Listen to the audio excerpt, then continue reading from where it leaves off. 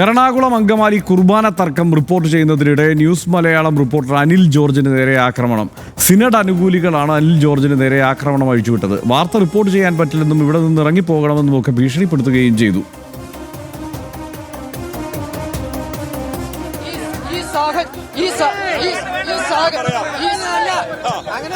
ഈ സാഹചര്യമാണ് ഇപ്പോൾ ഇവിടെ ഉണ്ടായിട്ടുള്ളത്. ഞാൻ പറയാം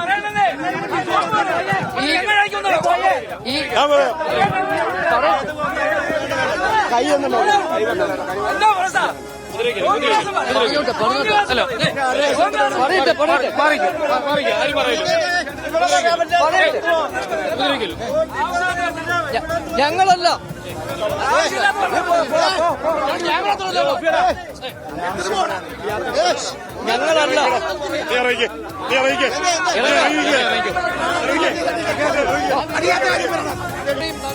എറണാകുളം അങ്കമാലി കുർബാന തർക്കത്തിൽ നിലവിലെ കൂരിയായെ ഈ ആഴ്ച പിരിച്ചുവിടുമെന്നതായിരുന്നു ന്യൂസ് മലയാളം പുറത്തുവിട്ട വാർത്ത. പുതിയ വൈദികർക്കും ജനാഭിമുഖ കുർബാന അർപ്പിക്കാനുള്ള അനുവാദം കൊടുക്കുന്നു. ജൂലൈ 3 മുതൽ എല്ലാ പള്ളികളിലും ഞായറാഴ്ച ഒരു കുർബാന മാത്രമാണ് എന്നും തീരുമാനമുണ്ട് എന്നതായിരുന്നു വാർത്ത.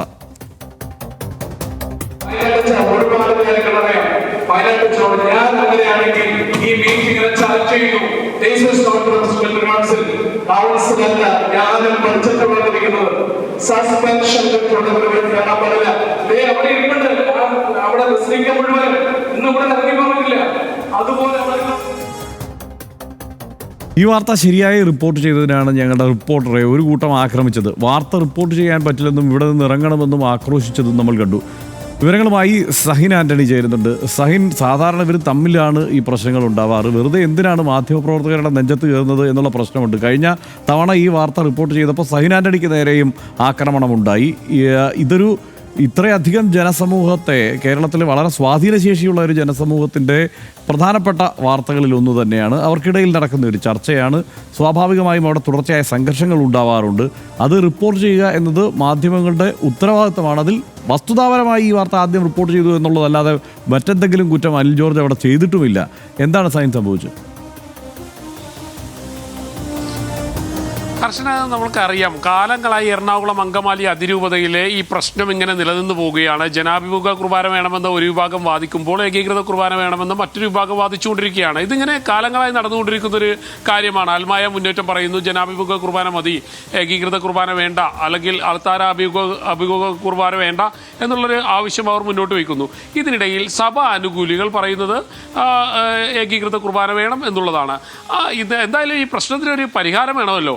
അതിനുവേണ്ടിയാണ് ഇന്ന് വൈദിക പ്രതിനിധികളുടെ ഒരു യോഗം ചേരാൻ തീരുമാനിച്ചിരുന്നത്. ആ യോഗം രാവിലെ മുതൽ തന്നെ വലിയ കലുഷിതമായ സംഘർഷങ്ങളിലേക്കും പ്രശ്നങ്ങളിലേക്കുമൊക്കെ നീണ്ടുപോയി എന്നുള്ളതാണ്. രാവിലെ മുതൽ തന്നെ ഫാദർ കുര്യാക്കോസ് മുണ്ടാടൻ, നമ്മൾക്കറിയാവുന്നതുപോലെ തന്നെ അൽമായ മുന്നേറ്റത്തെ ഏകോപിപ്പിച്ചുകൊണ്ടിരിക്കുന്ന അല്ലെങ്കിൽ വൈദിക പ്രതിനിധികളുടെ ഒരു നേതാവായി നിൽക്കുന്ന ആളാണ് ഫാദർ കുര്യാക്കോസ് മുണ്ടാടൻ അടക്കമുള്ള ആളുകളെ കയറ്റിവിടാൻ സഭാനുകൂലികൾ തയ്യാറല്ലായിരുന്നു. അവർ പറയുന്നത് നടപടി നേരിട്ട വൈദികരെ ഒരിക്കലും ഇത്തരം ചർച്ചകളിൽ ഉൾപ്പെടുത്തേണ്ടതില്ല, ആ വൈദികരെല്ലാം മാറ്റി നിർത്തണമെന്നുള്ളൊരു ആവശ്യമായിരുന്നു അവർ മുന്നോട്ട് വെച്ചത്. അപ്പോൾ തന്നെ മേജർ ആർച്ച് ബിഷപ്പ്, നമ്മൾക്ക് അറിയാവുന്നതുപോലെ റാഫേൽ തട്ടിൽ, അദ്ദേഹം അടക്കമുള്ള ആളുകൾ അവരൊക്കെ അവിടെ ഉണ്ടായിരുന്നു.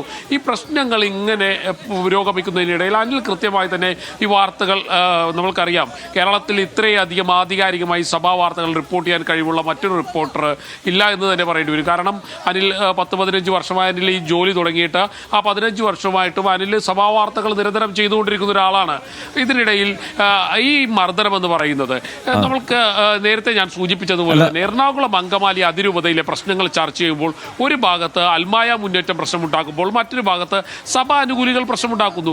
ഇവരെ എത്രയെല്ലാം തടുത്താലും നമ്മളെ എത്രയെല്ലാം തല്ലിയാലും നമ്മൾ ഈ വാർത്ത റിപ്പോർട്ട് ചെയ്തുകൊണ്ടേയിരിക്കും.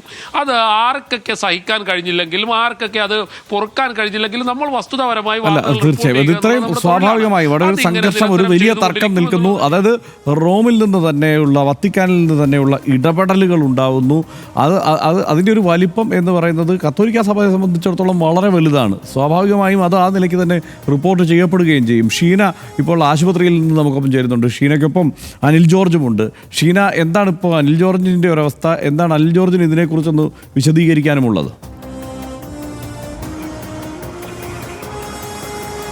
ഹർഷൻ, ഈ വൈകുന്നേരമാണ് ഇത്തരത്തിലൊരു സംഭവം തന്നെ ഉണ്ടാകുന്നത്. ഇപ്പോൾ നമ്മോടൊപ്പം പരിക്കേറ്റ അനിൽ ജോർജും അതേപോലെ തന്നെ മുഖത്ത് അടിയേറ്റ ക്യാമറമാൻ ശ്രേയസും ചേരുന്നുണ്ട്. എന്തായിരുന്നു സംഭവിച്ചത്?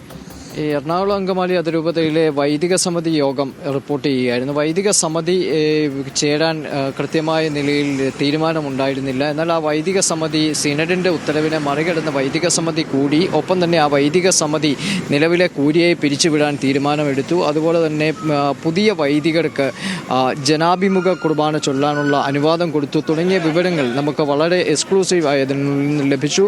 അവിടെ നടന്ന പ്രസംഗങ്ങൾ അടക്കം, ആ വൈദിക സമിതി യോഗത്തിൽ നടന്ന പ്രസംഗങ്ങൾ അടക്കമാണ്. ആ പ്രസംഗങ്ങൾ നമ്മളുടെ കൈവശം ഇപ്പോഴുണ്ട്. അതടക്കം, അതിൻ്റെ വീഡിയോ ക്ലിപ്പ് അടക്കമാണ് നമ്മൾക്ക് വാർത്ത കിട്ടുന്നത്. അത് റിപ്പോർട്ട് ചെയ്യുകയായിരുന്നു. കാരണം അത് വിശ്വാസികളെ സംബന്ധിച്ചിടത്തോളം, അല്ലെങ്കിൽ എറണാകുളം അങ്കമാലി അതിരൂപതയ്ക്ക് മാത്രമല്ല, സീറോ മലബാർ സഭയെ സംബന്ധിച്ചിടത്തോളം വളരെ നിർണായകമായ ഒരു വാർത്ത എന്ന നിലയിൽ അത് കൃത്യമായും സത്യസന്ധമായും വാർത്തയുടെ കൃത്യമായ പക്ഷത്ത് നിന്നുകൊണ്ട് റിപ്പോർട്ട് ചെയ്യുന്നതിൻ്റെ ഇടയിലാണ് ഈ സംഭവം ഉണ്ടാകുന്നത്. പുറകിൽ നിന്ന് അടി കാര്യങ്ങൾ ഉണ്ടാകുകയായിരുന്നു. ഒരുപക്ഷെ എന്നെക്കാൾ അതിൽ മർദ്ദനമേറ്റത് ക്യാമറാമാൻ ശ്രേയസിനും അതുപോലെ തന്നെ നമ്മുടെ ഡ്രൈവറിനുമാണ്. ക്യാമറയ്ക്കും സാരമായ പരിക്ക് ഉണ്ടാവുകയും ചെയ്തു. എന്നെ വല്ലാണ്ട് പുറകിൽ നിന്ന് തല്ലുന്നു, ഇടിക്കുന്നു, വലിച്ചു മാറ്റുന്നു, മൈക്ക് തട്ടിപ്പറിക്കാൻ ശ്രമിക്കുന്നു തുടങ്ങി ഒരു വലിയ ആൾക്കൂട്ടം. ആ ആൾക്കൂട്ടം രാവിലെ തൊട്ട് വൈദികരെ അടക്കം ബഹളമുണ്ടാക്കുന്ന, പ്രശ്നങ്ങളുണ്ടാക്കുന്ന, അതിൻ്റെ ഇടയിലാണ് അവർക്ക് വലിയ തിരിച്ചടിയാകുന്ന ഒരു പ്രശ്നം. നമുക്ക് ആൾക്കൂട്ടത്തിൻ്റെ മനസ്സിന് അനുസരിച്ച് റിപ്പോർട്ട് ചെയ്യാനൊക്കില്ലല്ലോ. വാർത്തയുടെ ഒരു ശരിയായ പക്ഷത്ത് നിൽക്കണ്ടേ. ഇപ്പോൾ നമ്മൾ ആശുപത്രിയിലേക്ക് വന്നിരിക്കുന്ന ഒരു സാഹചര്യം കൂടെ. എന്നെക്കാൾ അതിനകത്ത് ബുദ്ധിമുട്ട് അനുഭവിച്ചയാൾ ക്യാമറാമാൻ ശ്രേയസ്. ശരിയാണ് ഹർഷൻ. അതായത് നമ്മുടെ റിപ്പോർട്ടർ സംഘത്തിൻ്റെ കൂടെ നിൽക്കുന്നത് എപ്പോഴും നമ്മുടെ ക്യാമറ ടീമിനാണ്. ക്യാമറ ടീം, നമ്മുടെ ശ്രേയസ് ദൃശ്യങ്ങൾ പകർത്തുന്നതിൻ്റെ ഇടയിൽ ക്യാമറ ഓഫ് ചെയ്യടാ എന്ന് പറഞ്ഞാണ് ശ്രേയസിന്റെ മുഖത്ത് തല്ലിയിരിക്കുന്നത്. എന്തായിരുന്നു സംഭവിച്ചത്? മുഖത്ത് തല്ലിയിരുന്നത് അല്ലേൻ്റെ വിഷ്വൽ എടുത്തുകൊണ്ടിരിക്കുന്ന സമയത്ത്, ലൈവ് പോകുന്ന സമയത്ത് ക്യാമറ ഓഫ് എന്ന് പറഞ്ഞ ഒരു സംഘം വരികയും ക്യാമറ പിടിച്ച് വലിക്കുക, അതിലെ സ്ട്രാപ്പും മറ്റ് പ്ലാസ്റ്റിക് സാധനങ്ങളും അത്യാവശ്യം നല്ല രീതിയിലുള്ള കേടുപാടുണ്ടാവുകയും ചെയ്തു. അപ്പോൾ ഞാൻ എൻ്റെ ക്യാമറ ഈ ആൾക്കാരുടെ നിന്ന് പിടിച്ചു വാങ്ങിക്കാൻ മാറ്റുന്നതിനിടയിൽ എന്നെയും ഡ്രൈവറിനെയും അടിക്കുകയാണ് ചെയ്തത്. എൻ്റെ അടുത്ത് ക്യാമറ ഓഫ് ചെയ്യാൻ പറഞ്ഞ ശേഷം അവർ ക്യാമറ വലിച്ചുകൊണ്ട് പോകാൻ ശ്രമിക്കുന്നതിനിടയിലാണ് അടി കിട്ടിയത്. അപ്പോൾ എന്നിട്ട് അവർ എന്നെ പിടിച്ചു മാറ്റാൻ വേണ്ടി വന്ന ഡ്രൈവറിൻ്റെ നെഞ്ചിലും പുറം ഭാഗത്തും എല്ലാം അടിക്കുകയും വീണ്ടും ക്യാമറയിലോട്ട് തന്നെ വീണ്ടും വലിക്കുകയും വിഷ്വൽ എടുക്കുന്നത് നിർത്താനും ഓഫ് ചെയ്യാനും പറഞ്ഞാണ് അടിച്ചത്. നമ്മുടെ ഡ്രൈവർ നസീർ ഇപ്പോൾ അത്യാഹിത വിഭാഗത്തിലാണുള്ളത്.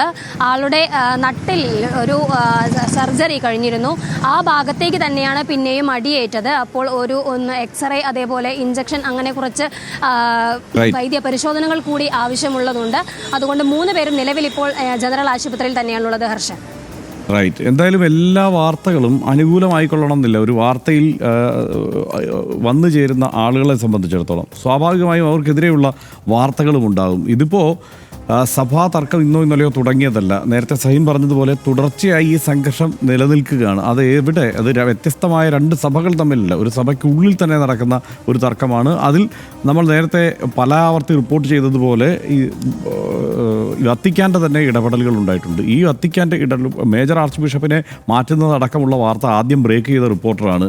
വത്തിക്കാനിൽ നിന്നുള്ള വാർത്ത ആദ്യം ബ്രേക്ക് ചെയ്ത റിപ്പോർട്ടറാണ് അനിൽ ജോർജ്. അനിൽ ജോർജിനെയാണ് കയ്യേറ്റം ചെയ്യാൻ ശ്രമിച്ചത്.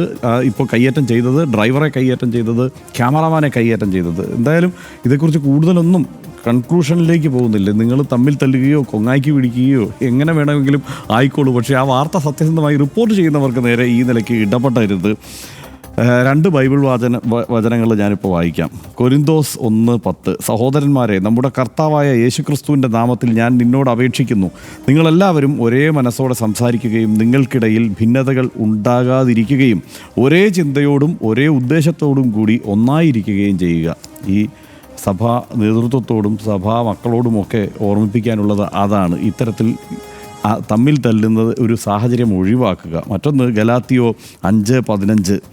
നിന്നോടൊപ്പം തർക്കിക്കുന്നവനോട് ശ്രദ്ധിക്കുക, അവൻ നിൻ്റെ മുഴുവൻ ശരീരത്തെയും വിഴുങ്ങിപ്പോകാതിരിക്കട്ടെ. ഇത്രയും പറഞ്ഞ് നമുക്ക് ഇന്നിപ്പോൾ RDX അവസാനിപ്പിക്കാം. Good night.